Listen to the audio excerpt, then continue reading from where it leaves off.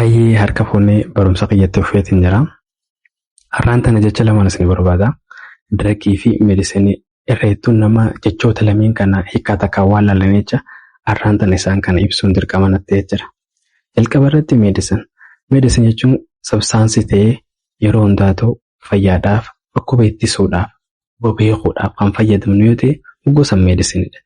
Effektiifiinsaa, seeftisaatii fi leegaaleetiinsaa beekamee kan argamu yoo ta'e meedisinidha.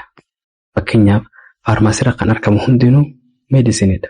Maaliif fayyaadhaaf bichaa waan itti fayyadamnuuf waan ta'e jechuudha.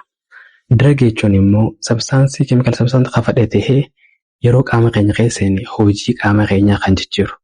Innis immoo kan jijjiiru yoo ta'e gugguusan dirageenyaan jechuudha. Diragiin waa lama keessaa qaba. Kan fayyaadhaaf itti fayyadamu yookaan immoo kan dhiibbaa fidu ta'ee jechuudha. Fakkeenya tokkoon isin himammaan taana. Lachuu qaba isin jiin diraami kan faarmaasii keessatti argamu kan fayyaadhaaf bicha itti fayyadamu. Alaa yoo ta'e immoo fakkeenya ammaan taana sijaaraa keessa kan jiru, kan buna keessa kan jiru isaanis diragiidha. Faarmaasii keessa kan jirus diragiidha. Hara lachuu toonuu diragii amnaa jechuudha. Namni tokko ammaan taana waa fudhatee gisee dhiibbaan takka irra geessu inni bara diragii fudhatee jira. Fudhatee akkanatti sakkaree.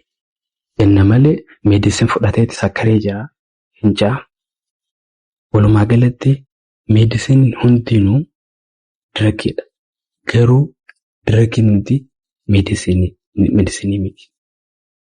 Meedisinii miti jechuudha. Kan akka adda baastaniifadha.